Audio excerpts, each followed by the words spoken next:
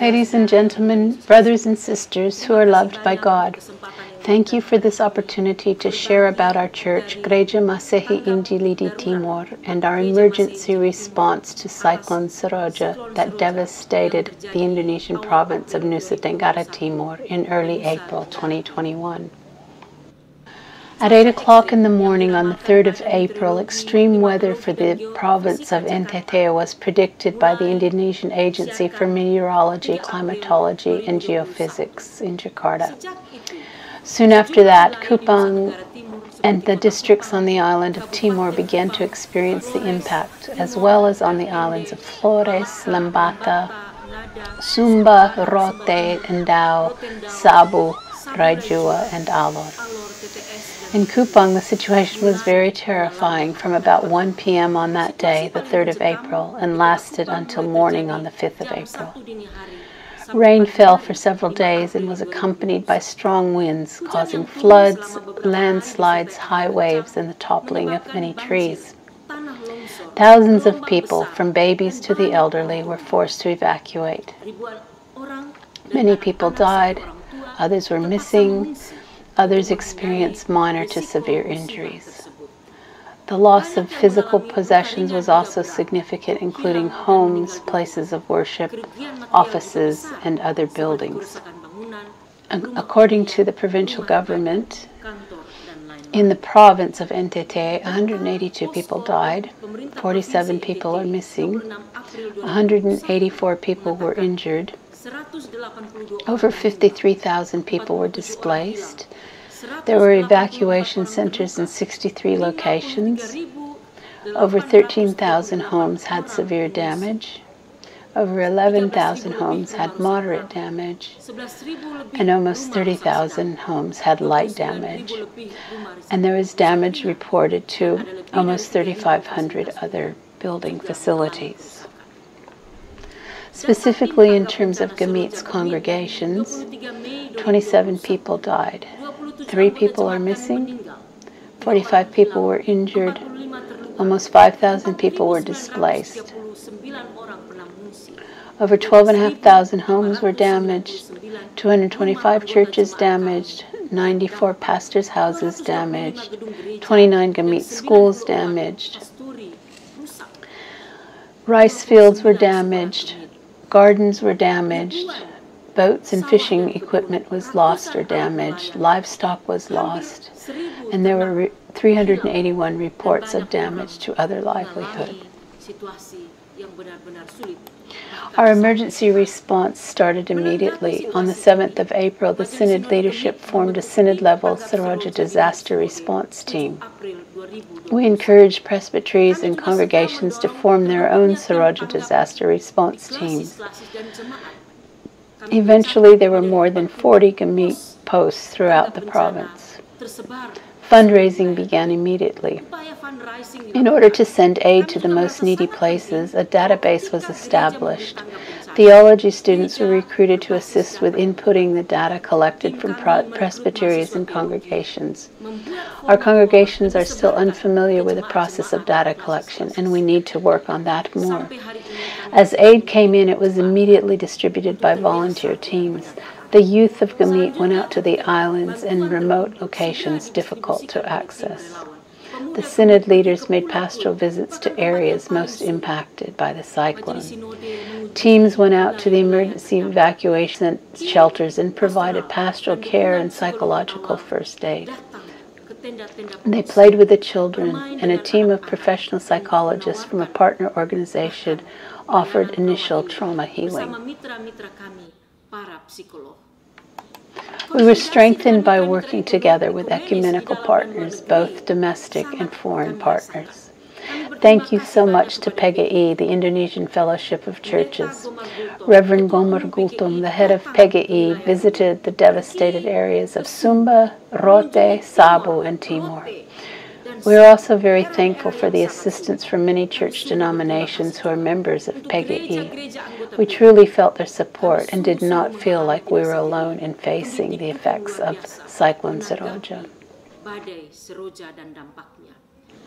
Thank you also to our foreign partners, M21, Kerken Aksi, churches in Ireland, Australia, the US, and other places.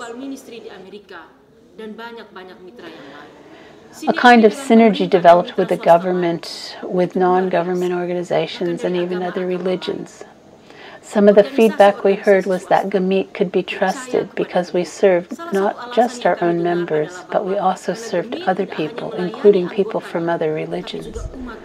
And we paid attention to the most vulnerable groups. The types of aid that we distributed included food, such as rice, eggs, and dried fish, materials for emergency or temporary shelter, such as tarps, roofing materials, cement, and nails. Because the electricity was out, we provided generators, solar panels, and batteries, and solar-powered flashlights. We provided emergency cash, milk, drinking water, thermoses, kitchen utensils, Bibles, primary school uniforms, children's toys, vitamins, medicine, masks, hand sanitizer, COVID-19 personal protective equipment, rice seed, corn seed, and seed for secondary crops. We helped replace official documents such as government identity cards, birth certificates, marriage certificates, and baptism certificates. In looking back at our relief efforts, we learned that we need to strengthen the church's capacity to respond to disaster in order to minister in our region that is very disaster-prone. We learned from the experience of GMIT's disaster response teams. We also learned from other ecumenical partners. We learned that mitigation and prevention are as important as rehabilitation and reconstruction, such as Gereja Kristen Indonesia, Gereja Kristen Jawa, Yakum Emergency Unit, Yakomris, World Vision, and others who provided us with training. All these aspects are part of the package of responding to disasters. In terms of prevention, we learned that we need to increase public awareness regarding the disaster threats in our region. And we need to increase awareness about the importance of disaster-related data. We need public education about how to protect our natural environment and how to live lifestyles that are more friendly to the environment. We need to promote reforestation of critical land by paying attention to the types of plants that are appropriate to our environment. We need to encourage the drafting of regional regulations related to slash and burn agricultural practices and environmental planning.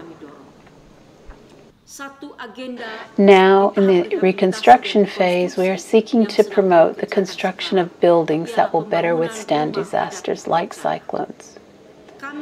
We are helping churches and congregations and villages relocate if needed. We are working with the Association of Indonesian Architects to provide education through focus group discussions in 5 regions. They will focus on how to build residential houses and churches that are more resistant to natural disasters. We are working on improving our standard operating procedures for the construction of churches and other buildings. Our motto is rebuild better, rebuild safer. Please pray for us as we prepare to train builders in Amarasi, Rote, and Sabu.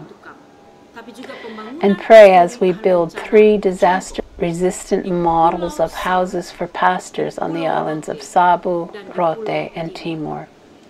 And as we build 2 disaster-resistant models for church buildings in East Amarasi and Southwest Rote. And pray as we educate congregations about renewable energy sources such as wind and solar energy. Our plans also include focusing on the economic development of people in our congregations.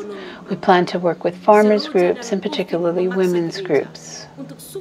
SEROJA and COVID have forced the church to carry out ministry in a more holistic way. thank you to our partners who have helped us develop this holistic ministry, including the promotion of agricultural development and the protection of agricultural land in environmentally sound ways. Finally, we realize that when the Church turns to focus on disaster relief, it cannot forget its identity as a church. It is important to also foster theological discussion about disaster. So we are trying to identify some of the theological questions that have developed in our congregations. Why did Cyclone SEROJA happen? Why did COVID-19 happen?